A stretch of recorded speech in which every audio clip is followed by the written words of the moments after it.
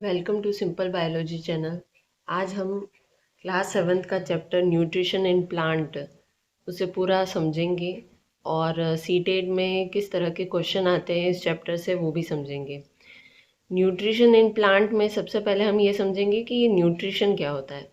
तो न्यूट्रिशन का मतलब होता है कि एक तरह की प्रोसेस है न्यूट्रिशन। न्यूट्रिशन वो तरीका है जिससे फूड को लिया जाता है by different organism, different way से फूड को लिया जाएगा और फिर उनकी बॉडी उसे यूटिलाइज करेगी और उसमें प्रेजेंट जितने भी न्यूट्रिएंट्स है वो बॉडी जो है वो यूज़ करेगी।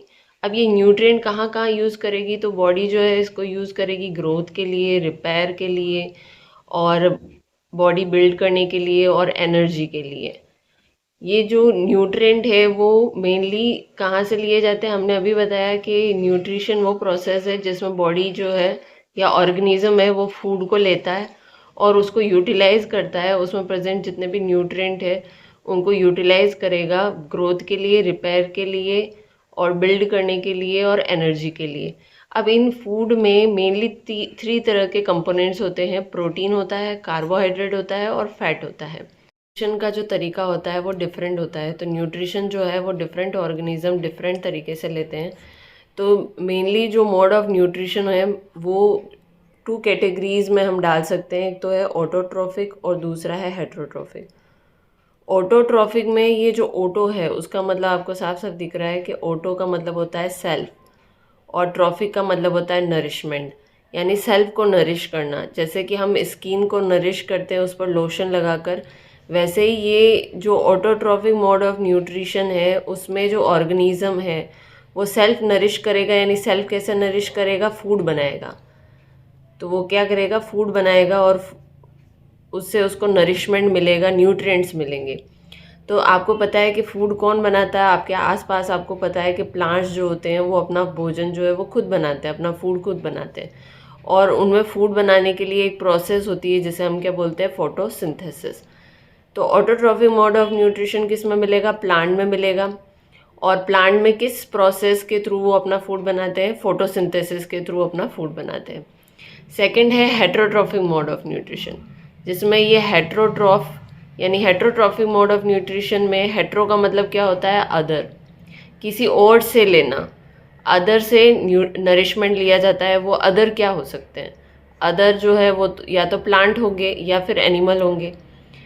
यानी ट्रॉफिक मोड ऑफ न्यूट्रिशन में जो है प्लांट से लिया जाएगा फूड या फिर एनिमल से लिया जाएगा।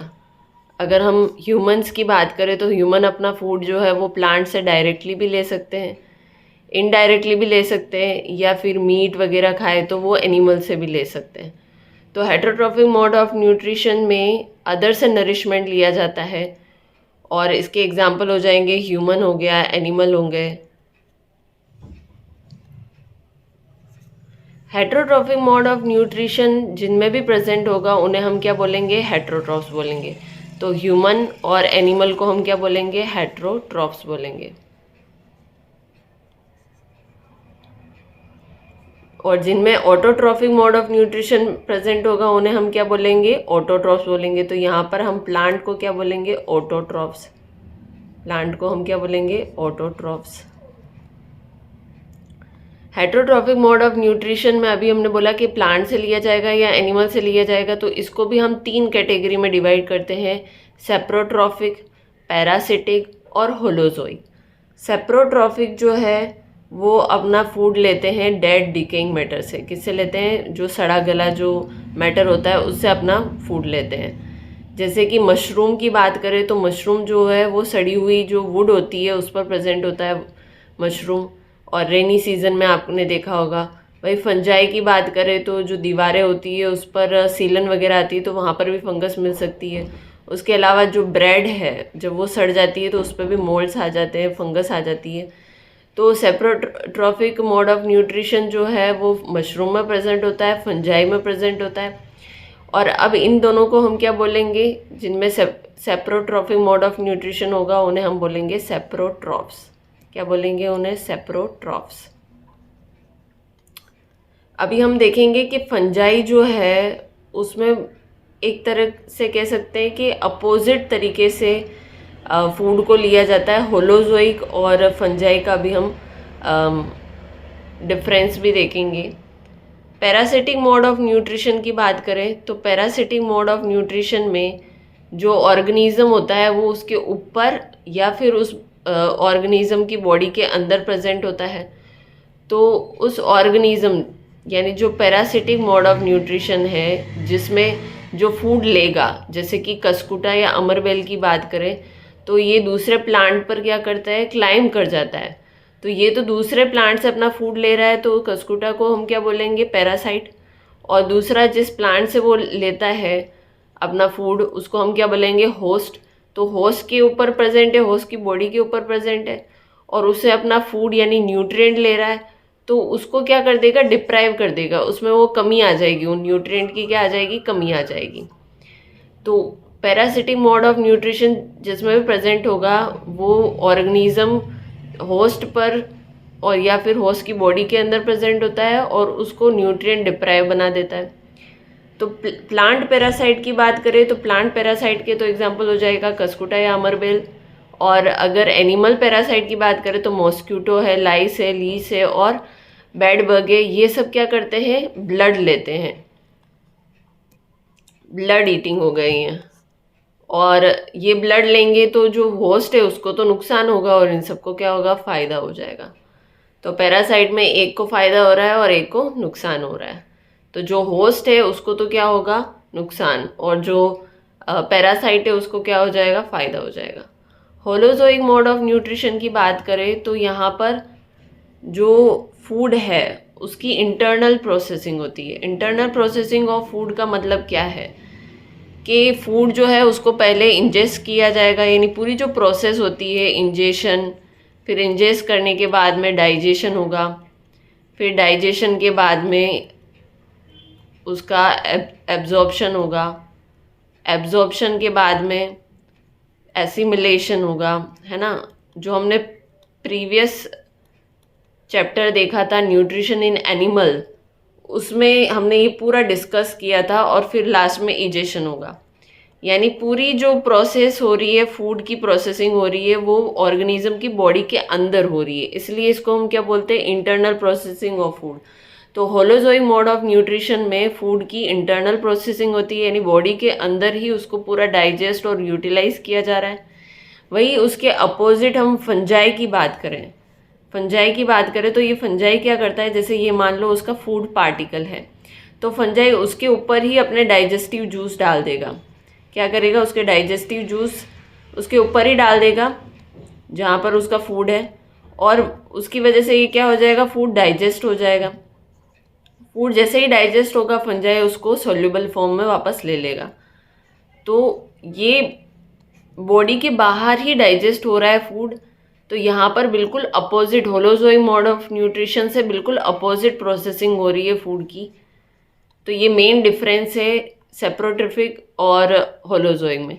तो सेप्रोट्रोफिक मोड ऑफ न्यूट्रिशन में डेड डिकेइंग मैटर लेगा, मशरूम और फंजाई में प्रेजेंट होता है। पैरासिटिक की बात करें तो पैरासिटिक मोड ऑफ न्यूट्रिशन में उसकी बॉडी के ऊपर या फिर उसके अंदर प्रेजेंट होगा, होस्ट की बॉडी के, और होस्ट को डिप्राइव बनाएगा न्यूट्रिएंट से। कस्कुटा में होगा, मॉस्क्यूटो, लीश, लाइस और बेड बग में होगा। होलोजोइक मोड ऑफ न्यूट्रिशन किस में प्रेजेंट होता है, ह्यूमन बींग्स में और एनिमल्स में प्रेजेंट होता है। तो आपको क्लियरली इनके बीच में डिफरेंस पता चल रहा होगा, और इनके जो मोड ऑफ न्यूट्रिशन है, डिफरेंट मोड ऑफ न्यूट्रिशन, उनके क्या करेक्टरिस्टिक है वो भी आप इजीली आइडेंटिफाई कर सकते हो। नेक्स्ट हम देखेंगे autotrophic mode of nutrition. Autotrophic mode of nutrition में हमने पहले ही बोला था कि जिनमें भी autotrophic mode of nutrition present होगा उन्हें हम क्या बोलेंगे, ऑटोट्रॉफ्स, और वो कौन है, प्लांट है।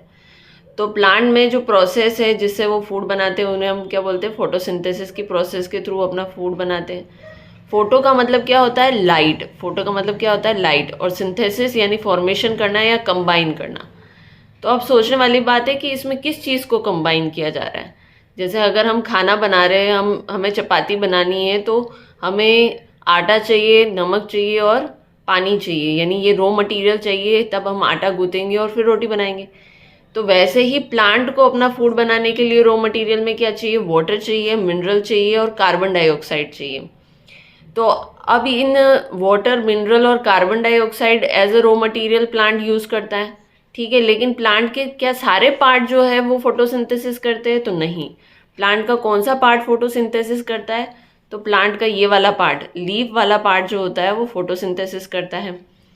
कुछ में एक्सेप्शन भी होता है, जैसे कैक्टस, उसमें स्टेम वाला पार्ट जो है वो ग्रीन हो जाता है और वो फोटोसिंथेसिस करता है। तो हम लीफ को क्या बोल देंगे? लीफ फूड फैक्ट्री की तरह काम कर रहा है। अब लीव्स जो है आपको भी दिखाई दी है कि लीव्स कैसी है, ग्रीन कलर की है ना। और ये ग्रीन कलर की किस वजह से है? क्योंकि उसमें क्लोरोफिल प्रेजेंट है। तो क्लोरोफिल की प्रेजेंस की वजह से ये ग्रीन कलर की होती है। और ये जो फोटोसिंथेसिस, अभी नाम से हमने देखा कि लाइट की प्रेजेंस में सिंथेसिस होगा, तो ये लाइट कौन ट्रैप करेगा? तो ये लाइट ट्रैप करने का काम क्लोरोफिल करता है। तो क्लोरोफिल पिगमेंट है और ये लाइट को ट्रैप करेगा और इसी की वजह से लीव का ग्रीन कलर होता है। लीव्स अदर कलर की भी होती है और उसका रीज़न होता है कि उसमें डिफरेंट पिगमेंट्स होते हैं, जेंथोफिल, और डिफरेंट पिगमेंट्स की वजह से इसका कलर जो है वो रेड हो सकता है, पर्पल कलर की हो सकती है लीव्स, तो डिफरेंट कलर की हो सकती है। इसमें आपको दिखाई दे रहा है कि अभी हमने बोला था कि रॉ मटेरियल में हमें कार्बन डाइऑक्साइड चाहिए, हमें वाटर और मिनरल चाहिए। तो वाटर और मिनरल, आप पौधे को पानी पिलाते हो तो पानी तो कहाँ प्रेजेंट है? इसके रूट वाले रीजन में, सॉइल वाले रीजन में है। तो यहाँ से उसको कहाँ तक पहुँचाना है? लीफ तक पहुँचाना है। कैसे होगा ये? तो यहाँ पर इनके बीच में, ये स्टेम में एक वेसल लाइक स्ट्रक्चर होती है, जिसे हम जाइलम कहते हैं, पाइप जैसी स्ट्रक्चर होती है। उससे ये रूट में प्रेजेंट मिनरल और जो वाटर है वो कहाँ तक पहुँच पाते हैं? लीफ तक पहुँच पाते हैं। वैसे ही कार्बन डाइऑक्साइड जो है वो एटमॉस्फेयर में प्रेजेंट है और उसको हमें कहाँ तक पहुँचाना है? लीफ तक पहुँचाना है। तो अब ये कार्बन डाइऑक्साइड जो है, लीफ का अपर जो पार्ट होता है और लीफ का जो लोअर पार्ट होता है, उसमें स्टोमेटा लाइक स्ट्रक्चर होती है, यानी एक पोर जैसी स्ट्रक्चर होती है ना। इस पोर के अंदर जो है, पोर की हेल्प से कार्बन डाइऑक्साइड जो है वो लीफ तक पहुँच चुका है। और यहाँ पर हमें लाइट चाहिए और लाइट का अल्टीमेट सोर्स कौन सा है? सन है। तो लाइट को ट्रैप करने का काम कौन करेगा? क्लोरोफिल करेगा। तो इस तरीके से लीफ तक सारी चीजें पहुंच गई है। कार्बन डाइऑक्साइड पहुंच चुका है, मिनरल, वाटर, लाइट को भी ट्रैप कर दिया है। तो अब कौन सी प्रोसेस स्टार्ट होगी? फोटोसिंथेसिस की प्रोसेस स्टार्ट होगी। कि जो रूट है उसमें वाटर और मिनरल प्रेजेंट है, और लेकिन हमें कहाँ तक पहुंचाना है? उसको लीव्स तक पहुंचाना है। तो उसके लिए यहाँ पर स्टेम में एक वेसल लाइक स्ट्रक्चर है, जिसे हम जाइलम कह रहे हैं, बिल्कुल पाइप जैसी स्ट्रक्चर है। उसकी हेल्प से वाटर, मिनरल जो है वो लीव्स तक पहुंच जाएंगे। कार्बन डाइऑक्साइड जो है वो एटमॉस्फेयर में है और यहाँ पर स्टोमेटा, लीव्स पर एक पोर लाइक स्ट्रक्चर होती है जिसे हम स्टोमेटा कहते हैं। उसकी हेल्प से जो कार्बन डाइऑक्साइड है वो लीफ तक पहुंच जाएगी। फिर यहाँ पर लाइट भी आ जाएगी और लाइट को ट्रैप करने का काम कौन करेगा? तो क्लोरोफिल कर देगा। तो अब यहाँ पर कौन सी प्रोसेस स्टार्ट हो जाएगी? फोटोसिंथेसिस की। तो फोटोसिंथेसिस की प्रोसेस में कार्बन डाइऑक्साइड और वाटर लाइट की प्रेजेंस में, लाइट की प्रेजेंस में और क्लोरोफिल वाले रीजन में ये सारा काम हो रहा है। तो लाइट की प्रेजेंस में क्या बनाएंगे? कार्बोहाइड्रेट बना देंगे या ग्लूकोज बना देंगे, और जिसका फॉर्मूला क्या होता है? C6H12O6। और यहाँ पर क्या रिलीज होगी? ऑक्सीजन रिलीज होगी। तो जहां से हमने कार्बन डाइऑक्साइड लिया था उसी जगह से, यानी स्टोमेटा की ही हेल्प से, इस ऑक्सीजन को एटमॉस्फेयर में रिलीज कर दिया जाएगा। तो यहाँ पर आप डायग्राम में देख भी सकते हो कि ये जो लीफ है इसका जो अपर रीजन है, अपर लोअर, यहाँ पर क्या प्रेजेंट होते हैं? स्टोमेटा लाइक स्ट्रक्चर प्रेजेंट होती है। तो ये इसको बड़ा करके बताया हुआ है कि ये स्टोमेटा है और ये स्टोमेटा के चारों तरफ क्या है? गार्ड सेल्स है, जो उसको क्या कर रही है? गार्ड कर रही है, बचा रही है। अगर इसके एनाटॉमिकल स्ट्रक्चर को देखें तो ये रहा स्टोमेटा, ठीक है, ये स्टोमेटा लाइक, और ये इसके चारों, इसके दोनों तरफ गार्ड सेल्स प्रेजेंट है। और उसके अंदर देखेंगे एनाटॉमिकल स्ट्रक्चर में तो ये आपको क्लोरोफिल दिखाई दे रहा है और इसी की वजह से लाइट ट्रैप हो रही है। यहीं पर फोटोसिंथेसिस कंप्लीट होगा। ग्लूकोज का फॉर्मेशन हो गया है, लेकिन ग्लूकोज क्या होता है? सोल्यूबल होता है। आपने ग्लूकोन डी पिया होगा, पानी में घोल के पी लो, है ना। तो इस फॉर्म में तो इसको स्टोर नहीं कर सकता है प्लांट। उसको अगर आगे यूज करना है इसी फॉर्मेशन से बना हुआ ग्लूकोज को, तो वो क्या करेगा? इसको और स्टेबल फॉर्म में, यानी स्टार्च के फॉर्म में स्टोर करेगा। तो अगर हमें जानना है कि किसी लीफ में फोटोसिंथेसिस कंप्लीट हो गया है या नहीं हो गया है, तो हम क्या करेंगे, स्टार्च का टेस्ट करेंगे। और स्टार्च के टेस्ट का नाम क्या है, आयोडीन टेस्ट। अगर प्रेजेंस है, यानी अगर स्टार्च प्रेजेंट है, तो क्या होगा, ब्लू ब्लैक कलर आ जाएगा। और अगर स्टार्च प्रेजेंट नहीं है तो ब्लू ब्लैक कलर नहीं आएगा।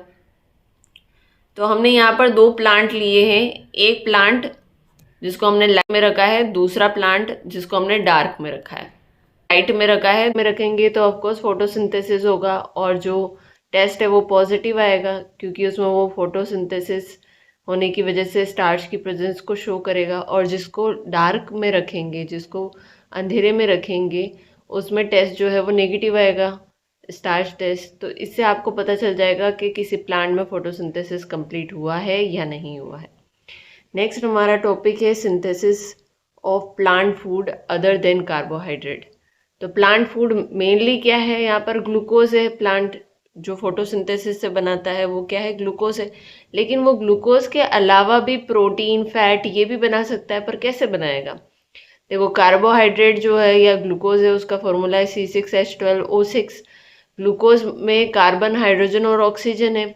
यानी प्रोटीन जो होता है वो किससे बना होता है, अमाइनो एसिड से बना हुआ होता है।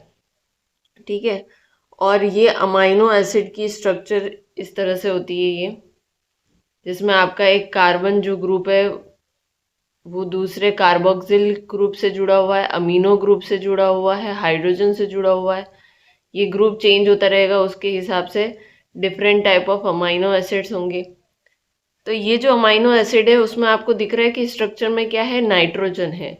इसलिए बोला गया है कि प्रोटीन कैसा है, नाइट्रोजिनस सब्सटेंसेस है। और प्लांट जो है उसको प्रोटीन बनाने के लिए कार्बन, हाइड्रोजन, ऑक्सीजन तो मिल रही है, लेकिन नाइट्रोजन कहाँ से मिलेगी, तो नाइट्रोजन मिलेगी सॉइल से। सॉइल जो है उसमें कुछ बैक्टीरिया प्रेजेंट होते हैं जो क्या करते हैं, गैसियस नाइट्रोजन को सोल्यूबल फॉर्म में कन्वर्ट कर देते हैं। और जैसे ही ये सोल्यूबल फॉर्म में कन्वर्ट होगी तो प्लांट के लिए बहुत इजी होगा इसको लेना। तो प्लांट इजीली उसको ले पाएगा नाइट्रोजन को। या फिर जो फार्मर होते हैं वो फर्टिलाइज़र डालते हैं, और फर्टिलाइज़र में भी नाइट्रोजन होता है, उसके अलावा पोटेशियम भी होता है, फॉस्फोरस भी होता है। तो इस तरीके से प्लांट को नाइट्रोजन मिल पाएगी, और कार्बन, हाइड्रोजन, ऑक्सीजन जो है वो ग्लूकोज के ब्रेकडाउन से मिल पाएगी। तो वो इजीली क्या बना सकता है, प्रोटीन बना सकता है। सेम फैट के केस में भी ये फैटी एसिड प्लस ग्लिसरॉल का बना हुआ होता है। तो यहाँ पर भी कार्बन, हाइड्रोजन और ऑक्सीजन चाहिए, तो वो आपको कार्बोहाइड्रेट के ब्रेकडाउन से मिल जाएगी, तो वो फैट भी बना पाएगा। तो वो कार्बोहाइड्रेट तो बन ही रहा है फोटोसिंथेसिस से, लेकिन उसके अलावा प्रोटीन और फैट भी बना सकता है। अब हम बात करेंगे एल्गी की। एल्गी जो है वो आपको कहाँ मिलती है, एल्गी पॉन्ड में मिलती है।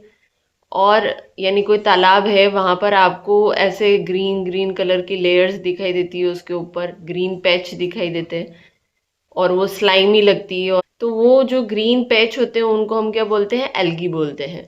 ये ग्रीन पैच किसकी वजह से होता है, क्लोरोफिल की वजह से होता है। एल्गी प्लांट नहीं है, लेकिन उसमें क्या होता है, फोटोसिंथेसिस होता है। तो ये एक्सेप्शन है कि एल्गी भी अपना फूड बना सकती है। जैसे प्लांट अपना फूड बनाते हैं, वैसे एल्गी भी अपना फूड बना देती है। अब नेक्स्ट है इसमें इंसेक्टिवोरस प्लांट। इंसेक्टिवोरस प्लांट का एग्जांपल है पिक्चर प्लांट। पिक्चर प्लांट क्यों कहते हैं, क्योंकि इसमें एक पिक्चर लाइक स्ट्रक्चर होती है। ये देखो, ये जो स्ट्रक्चर है वो एक पिक्चर लाइक स्ट्रक्चर है। और ये एक्चुअली में क्या है, ये लीफ का ही मॉडिफाइड पार्ट है, और इसके ऊपर लिड लगी हुई है। जैसे ही इसमें इंसेक्ट आता है तो लिड ओपन हो जाती है, और जैसे ही इंसेक्ट यहाँ चला जाएगा तो लिड क्लोज हो जाएगी, है ना। ये लिड कैसी हो जाएगी, क्लोज हो जाएगी। और जैसे ही इंसेक्ट अंदर गया, यहाँ पर डाइजेस्टिव जूस सिक्रीट होंगे इसी पिक्चर लाइक स्ट्रक्चर के अंदर, जिससे इसका क्या होगा, डाइजेशन होगा। और अंदर हेयर लाइक स्ट्रक्चर भी होती है जो उसको नीचे मूव करवाने में हेल्प करेगी। तो इंसेक्टिवोरस प्लांट जो है वो फूड के रूप में क्या ले रहा है, फूड के फॉर्म में इंसेक्टिवोरस प्लांट इंसेक्ट को लेता है। लेकिन यहाँ पर आपको लीफ दिखाई दे रही है, इसका मतलब फोटोसिंथेसिस भी होगा। तो दोनों चीज़ें हो रही है, यहाँ पर इंसेक्ट से फूड भी ले रहा है और फोटोसिंथेसिस भी हो रही है। इसलिए जो इंसेक्टिवोरस प्लांट है उसमें ऑटोट्रॉफिक मोड ऑफ न्यूट्रिशन भी मिलता है और हेटरोट्रॉफिक मोड ऑफ न्यूट्रिशन भी मिलता है। बहुत टाइप ऑफ न्यूट्रिशन जो है वो इंसेक्टिवोरस प्लांट या पिक्चर प्लांट में देखने को मिलता है। तो ये एक तरह का मतलब डिफरेंट केस हो गया है। यहाँ पर नेक्स्ट हम समझेंगे कि सिम्बायोटिक रिलेशनशिप क्या होता है। सिम्बायोटिक रिलेशनशिप में दो ऑर्गेनिज्म जो होते हैं वो साथ में रहते हैं। सिम्बायोटिक रिलेशनशिप में दो ऑर्गेनिज्म साथ में रहते हैं, उसके साथ में ये शेल्टर यानी अपना आवास शेयर करते हैं, न्यूट्रिएंट शेयर करते हैं। तो इस तरह के सिम्बायोटिक रिलेशनशिप जो है इसके कौन कौन से एग्जाम्पल्स है। तो एनसीईआरटी में दो एग्जाम्पल बताए हुए हैं। एक है फंजाई और प्लांट के बीच में। जो फंजाई है वो प्लांट की रूट में प्रेजेंट होती है। फंजाई कहाँ प्रेजेंट होती है? प्लांट की रूट में प्रेजेंट होती है। और प्लांट से क्या लेगी? ये शेल्टर लेगी और फूड लेगी। और फंजाई प्लांट को क्या देगी? तो वाटर देगी और न्यूट्रिएंट देगी। तो यहाँ पर फंजाई को भी फायदा हो रहा है, उसको फूड मिल रहा है, और प्लांट को भी फायदा हो रहा है, उसको न्यूट्रिएंट मिल रहे हैं। तो इस तरह का रिलेशनशिप जहाँ पर दोनों को फायदा हो रहा है और वो अपना शेल्टर भी शेयर कर रहे हैं, अपना फूड भी शेयर कर रहे हैं, उसको हम क्या बोलेंगे? सिम्बायोटिक रिलेशनशिप बोलेंगे। अब लाइकेन की बात करें तो लाइकेन जो है एक मतलब कंबाइंड टर्म यूज किया गया है फंजाई और एल्गी के बीच के रिलेशनशिप को, जहाँ पर फंगस भी साथ में प्रेजेंट है। ये इस तरह की फंगस भी प्रेजेंट होगी उसके साथ में, और उसके साथ में उसकी एल्गी भी प्रेजेंट होगी, और उस पूरी कंबाइंड स्ट्रक्चर को हम क्या बोलेंगे? लाइकेन बोलेंगे। फंजाई जो है वो एल्गी को क्या दे रही है? वाटर न्यूट्रिएंट, और एल्गी उस वाटर न्यूट्रिएंट को लेकर फोटोसिंथेसिस करके क्या बना रही है? फूड। तो फंजाई को एल्गी से फूड मिल रहा है, और फंजाई एल्गी को क्या दे रही है? वाटर और न्यूट्रिएंट दे रही है। तो इनके बीच में भी जो रिलेशनशिप होगा वो क्या कहलाएगा? सिम्बायोटिक रिलेशनशिप कहलाएगा। अब नेक्स्ट हम देखेंगे लेग्यूमिनस प्लांट के बारे में। लेग्यूमिनस प्लांट जो होते हैं उनकी रूट में एक बैक्टीरिया प्रेजेंट होता है जिसका नाम है राइजोबियम। लेग्यूमिनस प्लांट की कैटेगरी में कौन आएंगे? ग्राम, पी, मूंग, बीन्स, जितनी भी हमने दालें वगैरह खाते हैं ना, वो लेग्यूमिनस प्लांट में आएगी। तो उनकी रूट में होता है राइजोबियम। ये क्या करता है? एटमॉस्फेरिक जो नाइट्रोजन होती है उसको सोल्यूबल फॉर्म में कन्वर्ट कर देता है। और अभी अपन ने पढ़ा था कि अगर एटमॉस्फेरिक नाइट्रोजन सोल्यूबल फॉर्म में कन्वर्ट हो जाती है तो प्लांट के लिए बहुत ईजी होता है इसको यूज करना। किसको? नाइट्रोजन को। तो राइजोबियम की हेल्प से प्लांट को तो क्या मिल रही है? नाइट्रोजन। और प्लांट उस क्या कहते हैं, फोटोसिंथेसिस के द्वारा फूड बनाएगा। और फूड बनाएगा, और वो फूड किसको मिल रहा है? राइजोबियम, क्योंकि राइजोबियम अपना फूड नहीं बना सकता। तो राइजोबियम बैक्टीरिया जो है वो सॉइल में नाइट्रोजन को सॉल्युबल फॉर्म में कन्वर्ट करता है ताकि वो प्लांट ले सके। और प्लांट फोटोसिंथेसिस के द्वारा क्या करेगा? फूड बनाएगा, और राइजोबियम को उससे शेल्टर भी मिलेगा। तो आपको ये रिलेशनशिप किस तरह का दिखाई दे रहा है? अभी हमने पढ़ा कि इस तरह का रिलेशनशिप जहाँ राइजोबियम को भी फायदा मिल रहा है, प्लांट को भी मिल रहा है, दोनों साथ में रह रहे हैं, फूड शेयर कर रहे हैं। इस तरह का रिलेशनशिप क्या कहलाएगा? सिम्बायोटिक रिलेशनशिप कहलाएगा। तो इस तरह का रिलेशनशिप सिम्बायोटिक रिलेशनशिप होगा। तो हम इसी चैप्टर से रिलेटेड कुछ क्वेश्चन पूछ लेते हैं, है ना, कि आपको कितना समझ में आया है। तो आपने देखा था कि CO2 जो है वो स्टोमेटा से एंटर कर रही थी। तो कौन सी गैस जो है वो इसी स्टोमेटा से आफ्टर फोटोसिंथेसिस बाहर निकलेगी? कौन सी निकलेगी? आप थोड़ा सा टाइम लेना और इसको पोज करना और देखना क्या आंसर होगा। तो इसका आंसर ये होगा ऑक्सीजन। तो बाहर कौन सी गैस निकलेगी? ऑक्सीजन। और अंदर एंट्री किसकी होगी? CO2 की होगी। नेक्स्ट क्वेश्चन है कि क्या ह्यूमन जो होते हैं वो प्लांट पर पैरासाइट होते हैं क्या? ह्यूमन प्लांट पर पैरासाइट होते हैं या नहीं होते हैं? यानी जो ह्यूमन और प्लांट, क्योंकि ह्यूमन जो है फूड के फॉर्म में प्लांट को ले सकते हैं, ह्यूमन फूड के फॉर्म में प्लांट को ले सकते हैं। तो ये इस तरह का जो मोड है वो किस तरह का होता है? कौन सा मोड ऑफ न्यूट्रिशन कहलाएगा? पहले तो ये आंसर करो। तो ये मोड ऑफ न्यूट्रिशन कहलाएगा हेटेरोट्रॉफिक मोड ऑफ न्यूट्रिशन। और ह्यूमन प्लांट पर पैरासाइट क्यों नहीं हो सकते हैं? तो ह्यूमन जो होते हैं वो प्लांट पार्ट को खाते हैं लेकिन उसके ऊपर नहीं रहते, कि हैबिटाट के लिए नहीं रहते हैं उसके ऊपर, और ना ही प्लांट को डिप्राइव बनाते हैं। तो दोनों जो करेक्टरिस्टिक है पैरासिटिक के लिए, वो ह्यूमन और प्लांट के बीच में इस तरह का मोड ऑफ न्यूट्रिशन नहीं होता है। थर्ड क्वेश्चन ये बताओ कि पैरासिटिक प्लांट है ना, कौन सा है जो कि अपने होस्ट से फूड लेता है? तो पैरासिटिक प्लांट कौन सा है? अभी हमने पढ़ा था कि पैरासिटिक प्लांट कौन सा है, तो पैरासिटिक प्लांट है कस्कुटा या अमरवेल। ठीक है, तो ये होस्ट पर डिपेंड होता है अपने फूड के लिए। नेक्स्ट क्वेश्चन ये है कि कौन सा प्लांट है जिसमें ऑटोट्रॉफिक मोड ऑफ न्यूट्रिशन भी होता है plus heterotrophic mode of nutrition दोनों प्रेजेंट होता है। तो अभी हमने पढ़ा है कि इस तरह का प्लांट कौन सा है, पिक्चर प्लांट, जिसमें ऑटोट्रॉफिक प्लस हेटरोट्रॉफिक दोनों ही मिलते हैं, दोनों तरह के मोड ऑफ न्यूट्रिशन होते हैं। तो इसी तरह के क्वेश्चन आएंगे और स्टेटमेंट बेस्ड क्वेश्चन आएंगे और आपको क्लियर होना चाहिए कि हेटरोट्रॉफिक मोड ऑफ न्यूट्रिशन क्या होता है, सेप्रोट्रॉफिक, पैरासिटिक, होलोजोइक, यानी इनके बीच का डिफरेंस पता होना चाहिए, इनके एग्जाम्पल पता होना चाहिए, इसमें किस तरह की प्रोसेसिंग हो रही है फूड की वो पता होनी चाहिए। तो लाइक और शेयर करें और इस चैनल को सब्सक्राइब करें मोर वीडियोज़ के लिए।